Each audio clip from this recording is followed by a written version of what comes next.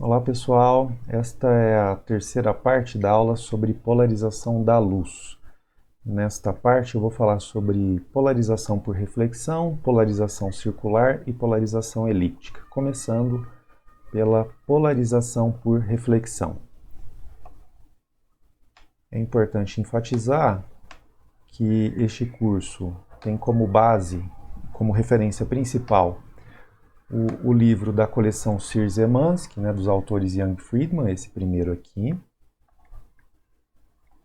Se você é estudante do IFG, em tempos de pandemia, o livro está disponível gratuitamente para você acessá-lo pelo convênio do IFG com a Biblioteca Pearson.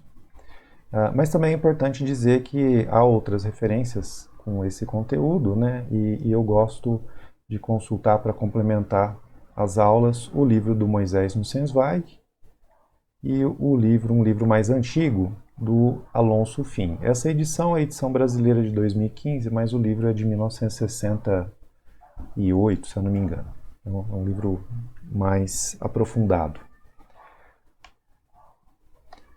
Vamos começar então falando sobre polarização por reflexão. Então, se você tem um raio de luz incidindo entre dois materiais transparentes, cuja interface entre os dois materiais, chamada de material A e material B, com índices de refração NA e NB. Então, você tem a luz incidindo na superfície entre esses dois materiais, você sabe que a luz tanto vai ser refletida, com um ângulo de reflexão igual ao ângulo de incidência, mas também vai ter uma parte da luz, uma parcela de luz que vai ser refratada, aqui para baixo. Com relação à polarização, o que acontece? Então, imagina que esse raio de luz, ele é não polarizado, esse feixe de luz é de luz não polarizado, que significa que você tem polarização em várias direções, o que a gente representa por uma coisa assim, com várias setas, simbolizando essas várias direções de polarização. A luz que é refletida, a maior parte da luz refletida, ela vai ser perpendicular ao plano de incidência. Eu vou mostrar aqui com a webcam um pouco melhor para lembrar esses conceitos, o que é o plano de incidência. Mas então, fique com essa informação de que a maior parte da luz que é refletida, seja que vem para cá, vai ter polarização perpendicular ao plano de incidência. E aí, o restante, o que não vai ser refletido com essa polarização é refratado, de forma que você vai ter uma parcela maior de luz refratada com polarização paralela ao plano de incidência. Lembra que a polarização ela dá a direção da oscilação do campo elétrico. Então você pode entender a polarização como um vetor de direção. E como é um vetor, você pode decompor esse vetor numa componente paralela e uma componente perpendicular a algum plano, por exemplo, que é isso que a gente está fazendo. Vamos pensar assim, imagina que você tem um raio de luz e um feixe de luz, e esse feixe de luz está representado, a direção do feixe de luz representada por esse meu lápis. Então, imagina que a superfície refletora, ou seja, a interface entre um meio e o outro, seja bem aqui no limite dessa, acho que vou ter que afastar um pouco, dessa base aqui dessa minha prancheta. Então, o que vai acontecer? O raio de luz vai vir aqui, uma parte vai ser refletida e uma parte vai ser refratada aqui embaixo. O plano de incidência é esse plano aqui, ó. Então, fiquem em mente que ou seja, é o plano que contém os raios refletido, refratado e o raio incidente, Agora vamos pensar assim, Olha, o lápis simbolizava a direção de propagação da luz. Então eu fiz um esqueminha aqui com os palitos, só para indicar a polarização. Então entenda isso aqui como simbolizando a polarização. É como se a luz estivesse se movendo nessa direção, o campo elétrico está oscilando transversalmente, ó, perpendicularmente à direção de propagação, né, porque a luz é uma onda transversal, né? Só que o que vai acontecer é que quando a luz ela atinge a superfície refletora, a maior parte da luz que vai ser refletida, ela vai ser perpendicular, ou seja, ela vai ser refletida perpendicularmente, a polarização perpendicular ao plano de incidência. O plano de incidência é esse da prancheta que eu fiz, ou seja, nessa direção, né? E aí a maior parcela do que vai ser refratado, então imagina que para baixo, o raio descendo, vai ser paralelo ao plano de incidência. Então, nessa direção, ó, a polarização na direção desse palito. Voltando aqui para o quadro virtual, né, não sei se ajudou a visualizar um pouco melhor, né, porque vocês estão vendo aí uma imagem planificada, né, mas eu vou mostrar a figura do livro, talvez fique mais fácil de ver. Acho que é importante você entender o que está acontecendo aqui. Então, o que eu estou dizendo é, você tem luz não polarizada, ela vai ser refletida, e a maior parte da luz vai ser polarizada com uma direção específica, que é uma direção que é perpendicular ao plano de incidência. Então, pensa o plano de incidência como esse plano que contém esses dois raios, né, incidente e refletido, e imagina a polarização ela perpendicular ao plano, né? Assim, o plano está aqui, e aí o campo elétrico oscila nessa direção, né, que eu estou simbolizando por essa reta. E aí você vai ter, então, a maior parte da luz refratada no plano que vai ser paralelo, polarizada, numa direção paralela ao plano de incidência. No desenho fica difícil de fazer, né, porque a gente está vendo tudo no plano, né.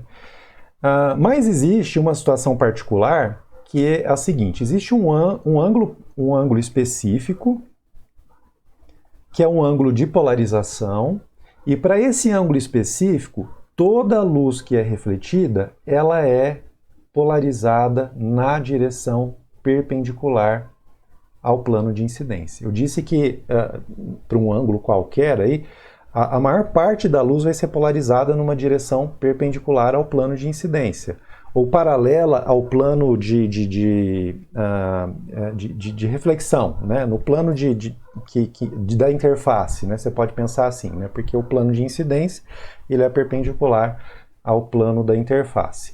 Então, eu disse que a maioria, né?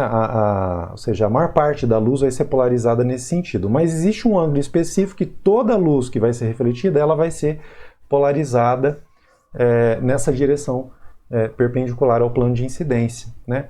E esse plano, esse ângulo específico, veja, é um ângulo específico, a gente chama de ângulo de polarização, e para esse ângulo específico foi obtido experimentalmente, né, e depois confirmado teoricamente, que os raios os raios refletido e o raio refratado formam um ângulo de 90 graus. E aí a gente consegue descobrir a partir dessa informação, veja, uma informação experimental que depois foi confirmada usando as equações de Maxwell, o livro do Marcelo Alonso, do Alonso e Fim, eles fazem esse desenvolvimento algébrico, né, para mostrar isso usando as equações de Maxwell, mas é num nível acima desse curso que a gente está fazendo, né? Mas está lá, caso você queira consultar, né? Então, ou seja, com essa informação de que ângulo refletido, raio refletido e raio refratado formam um ângulo de 90 graus, a gente descobre qual que é o ângulo de polarização. Eu vou mostrar aqui embaixo, então, a figura do livro, para ver se, de repente, ela fica um pouquinho mais clara, essa discussão fica um pouquinho mais clara. Veja, então você tem a luz aqui não polarizada, ela está vindo em direção à superfície refletora, que tem um outro meio, com índice de refração NB, né, ou seja, vindo de uma região de índice de refração NA. Para um ângulo qualquer, você vai ter a maior parte da luz polarizada na direção perpendicular ao plano de incidência. Veja o desenho em perspectiva, né? Você tem um plano assim e a polarização, as setas indicando a polarização perpendicular a esse plano, né? E aí você tem o restante da luz, né, o que não foi refletido foi refratado, e aí você tem a maior parte dessa polarização na direção do plano de incidência, né? Mas para o ângulo de polarização, essa luz que é refletida, toda ela tem essa direção. 100% da luz é polarizada perpendicularmente ao plano de incidência. Vamos fazer a dedução do valor do ângulo de polarização, considerando essa informação, né, que eu acabei de dar. Bom, para isso a gente primeiro precisa usar a lei de Snell, né? Então, como vocês sabem bem, né, a gente vai escrever o índice de refração no meio A, vezes o seno do ângulo no meio A, que nesse caso eu estou usando o ângulo de polarização, θp, e isso é igual a NB, índice de refração no meio B, seno do ângulo de refração θb. O que eu quero saber é isso aqui, né? Quem que é esse ângulo de polarização, né? que resulta num raio refletido com a polarização 100% polarizado na direção perpendicular ao plano de incidência. Vamos olhar primeiro, né, tentar descobrir uma relação para o θb, né? E é fácil ver aqui, veja, que você tem o seguinte, do lado de cá, ou seja, do raio refletido, tem o ângulo do raio refletido que é igual ao ângulo do incidência, né? Então, é igual a θp, né? Como eu afirmei, né, os raios refletidos e refratados, eles formam um ângulo de 90 graus, né? Resultado que foi primeiro verificado experimentalmente, mas confirmado pelas equações de Maxwell. Bom, e aqui embaixo você tem o ângulo θb, né? A soma desses três, ou seja, θp mais 90 mais θb é meia volta, né, de circunferência.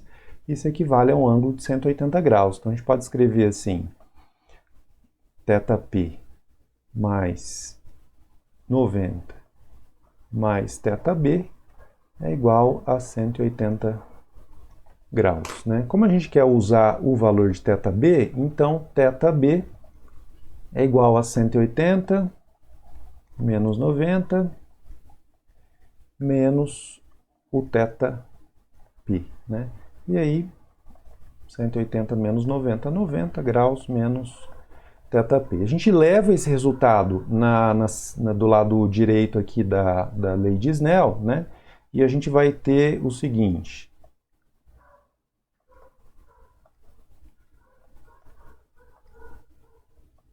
NA seno de θp é igual a NB, só estou repetindo, ó, essa parte de cima, ó.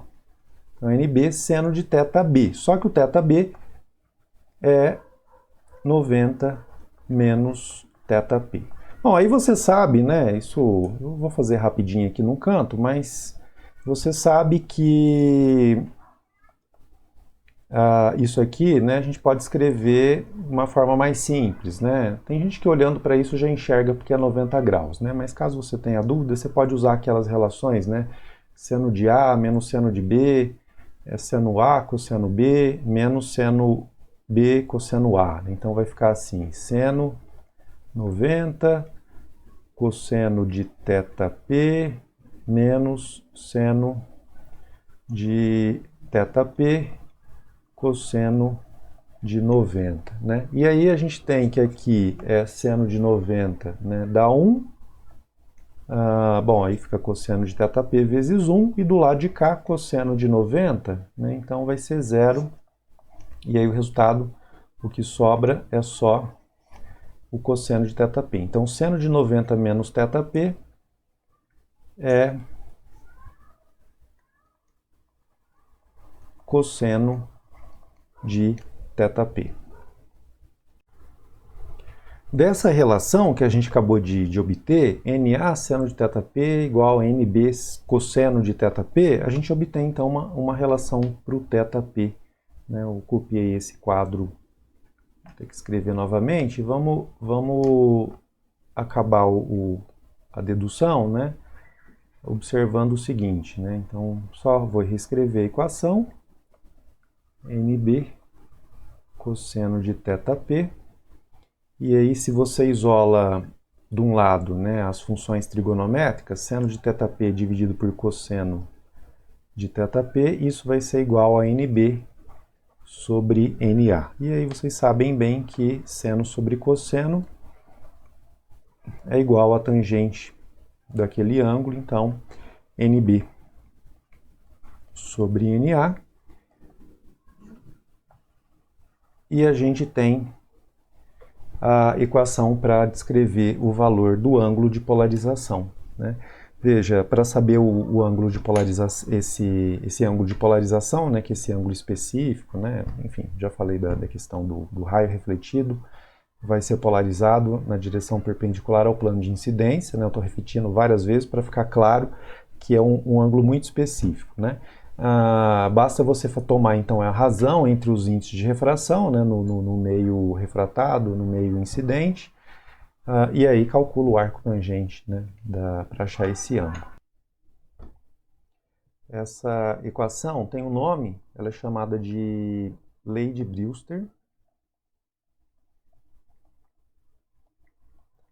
Bom, e ela te dá então um ângulo de polarização, que é esse ângulo da luz para o qual a luz refletida ela é 100% polarizada.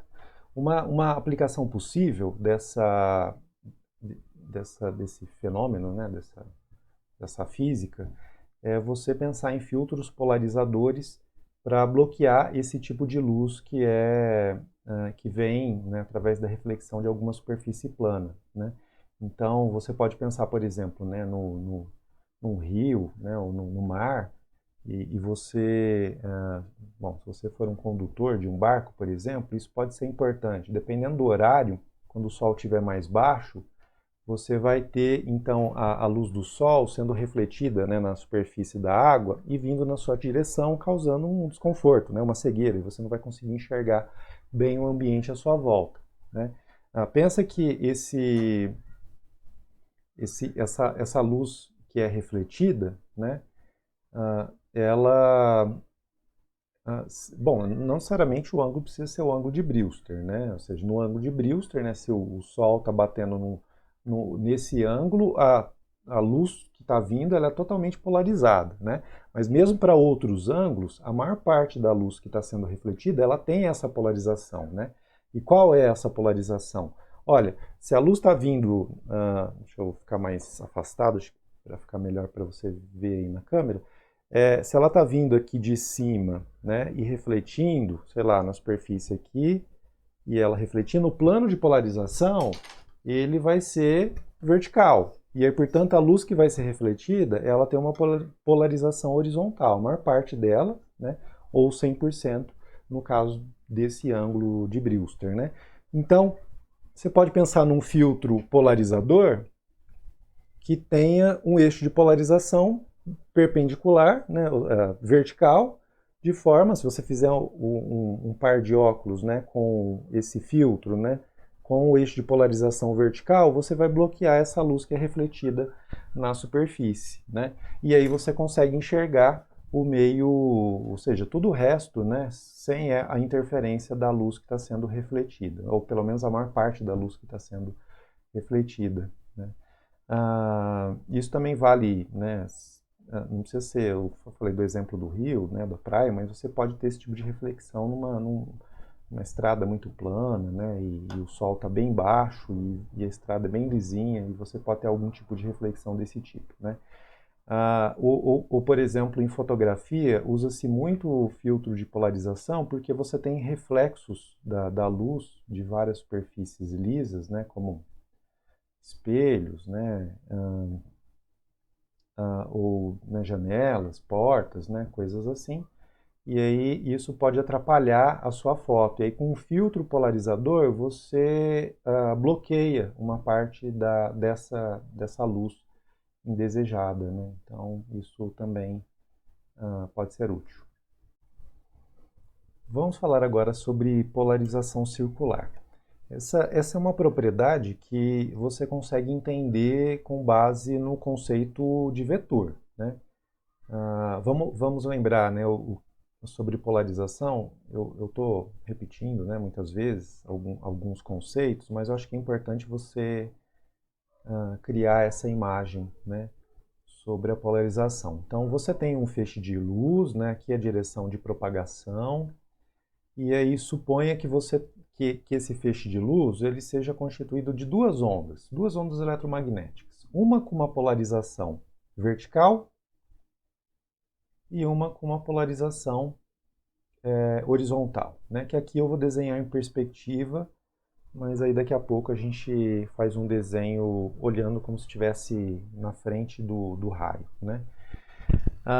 Ou seja, nesse caso, você não diria essa luz aí é uma luz polarizada. Você só tem duas polarizações, né?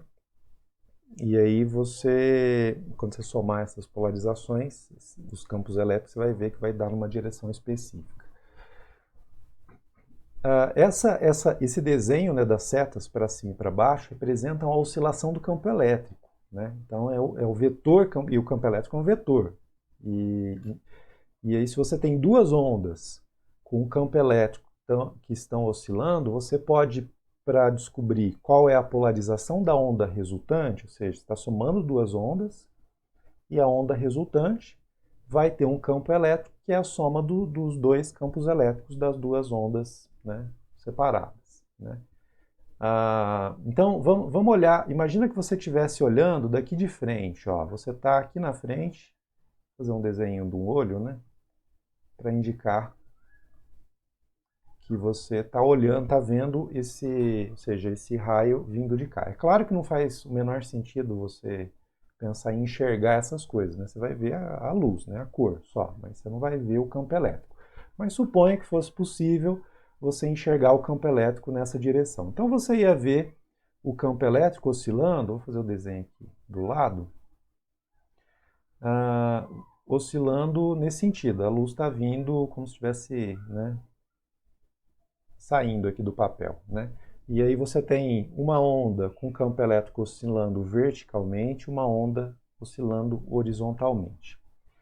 Veja, essa é a direção da oscilação, mas o campo elétrico, num dado tempo, ele tem um valor. Ele está para cima com um certo valor, ou ele está para baixo com um certo valor, no caso da onda com polarização vertical. E na horizontal a mesma coisa, né?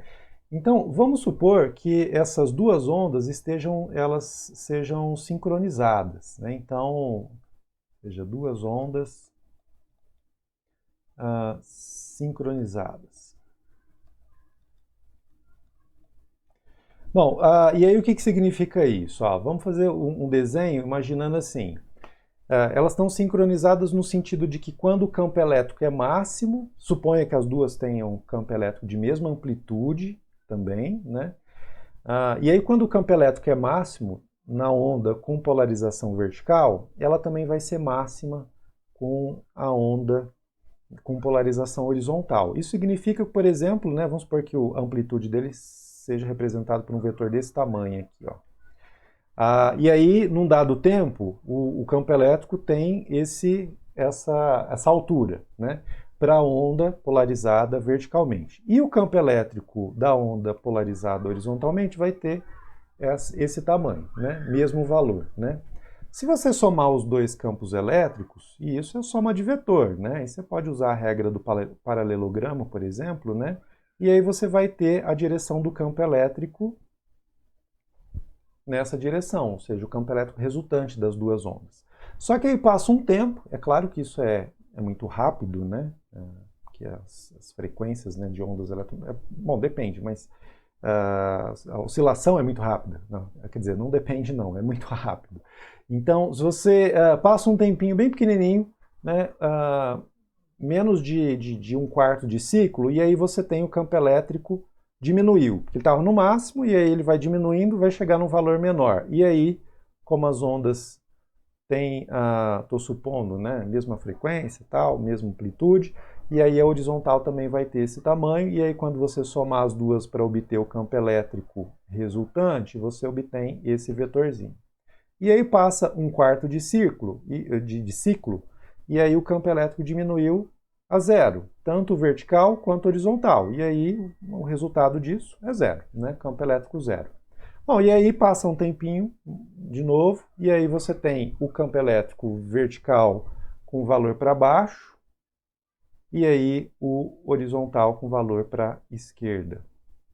E o resultante, né, o vetor campo elétrico resultante, é esse aqui. E para finalizar a nossa análise, para a gente entender o que está acontecendo, né, aí suponha que você alcança o valor máximo do campo elétrico, né, tanto horizontal para a esquerda, quanto vertical para baixo, e aí você vai ter o campo elétrico resultante, esse vetor aqui que eu estou desenhando em verde. Se você olha só para o campo elétrico resultante, que é o que eu desenhei em verde, o que você vai observar? Um vetor que está oscilando numa única direção, que tem uma inclinação aí em relação à horizontal e à vertical, né? Mas você vai ter uma oscilação desse tipo aqui, ó. Ou seja, aqui eu exagerei um pouco na seta, mas, ou seja, como fala aqui, norte e leste, nordeste, e depois sul e oeste e sudoeste, né? Então, nordeste e sudoeste, ou seja, oscilando nessa direção. Esse tipo de polarização, calma que eu estou falando de polarização, eu vou falar de polarização circular, mas aqui é o caso de uma polarização linear, né? Então, polarização linear. Então a gente diz que quando você tem, né, uma onda, né, com uma combinação aí de campo elétrico que resulta numa única direção de polarização, a gente diz que a polarização é linear. Ocorre, né, e aí eu vou apagar isso aqui tudo para a gente poder fazer a análise do circular. Ocorre que você pode ter duas ondas que não estejam sincronizadas, né? Acho que é mais fácil fazer assim. E aí, se elas não estiverem sincronizadas, aí a coisa muda um pouco de figura, né? Então, vamos pensar nessa situação. Então, vamos supor que você tenha duas ondas eletromagnéticas, só que agora elas não estejam sincronizadas, né? E aí vamos supor que num dado tempo, você tem uma é vertical e uma horizontal, da mesma forma como eu tinha feito ali. E aí você tem, então, num dado tempo, a amplitude de oscilação máxima na onda vertical para cima, apontando para cima, e aí a horizontal zero. Então, quando você somar esses dois vetores, o que você vai obter? É simplesmente, né, o campo elétrico de uma das ondas, né? Só que aí passa um tempo, né, e aí você tem esse vetor, ele vai reduzir, ele vai diminuir um pouquinho, e o outro que estava a zero, ele vai aumentar um pouquinho. E aí o vetor resultante vai dar um vetor nessa direção aqui, né? Ó, aí passa mais um tempo e aí a onda com polarização vertical vai ter campo elétrico zero, e aí você tem o vetor campo elétrico da onda com polarização horizontal com valor máximo para a direita. E aí passa mais um tempo, e aí agora o campo elétrico horizontal começa a reduzir, e aí você tem o campo elétrico vertical para baixo, né? E aí a soma... eu esqueci de fazer a soma aqui, né? A soma desse daqui, a soma daqui, que era um é zero e o outro está para frente, simplesmente assim, e aqui a soma vai dar para cá, e aí você vai ter um vetor assim. Se você agrupa esses vetores todos, né, porque veja, isso está acontecendo conforme a luz está se movendo, né, ao longo da sua trajetória aí de propagação, né? Se você agrupa esses vetores,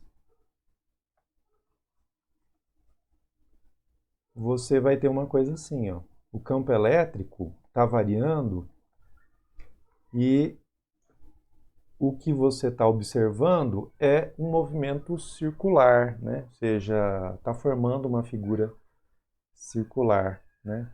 E aí, por isso, a gente chama esse tipo de comportamento de polarização circular, né? Dependendo do atraso de uma onda em relação à outra, a figura não vai ser um círculo, né, como nesse caso como eu desenhei. Você pode ter, então, os vetores formando, sei lá, uma coisa assim, ó. Ou seja, ele está girando nessa direção, né? E aí você está formando uma figura, né, com a extremidade do campo elétrico, né, com uma figura elíptica, por exemplo, né? Então, isso a gente chama de polarização elíptica, né? Uma aplicação que o livro cita com polarização circular é com esses óculos que são usados no cinema 3D, né? Ah, bom, de acordo com o livro, né? Não sei não conheço esses detalhes, né? Você tem ah, o óculos, ele filtra a polarização do lado direito, do lado esquerdo, e aí a imagem que é transmitida, né, ela tem uma polarização circular com uma diferença de tempo pequena, de forma que você vai ter uma combinação de imagens diferentes no seu olho, né? Ou seja, você vê uma imagem projetada aqui, uma outra projetada aqui, né? E o óculos tem esse filtro que vai filtrar essas duas imagens, e aí o seu cérebro vai combinar as duas imagens, dando uma sensação de né, de espaço, né? Então, que é uma ilusão, claro, né? Porque no final das contas o que está acontecendo é uma superposição de duas imagens que são lançadas com polarizações diferentes. Bom, e assim eu termino esse assunto sobre polarização. É claro que é uma discussão bem básica sobre o assunto, né? Quem quiser se aprofundar um pouco na matemática, eu recomendo o livro do Alonso e Fim, né? E aí em questões mais tecnológicas, aí é preciso procurar, né, na internet ou em revistas especializadas sobre esse assunto. Espero que vocês tenham compreendido aí os princípios básicos. É isso aí, até mais.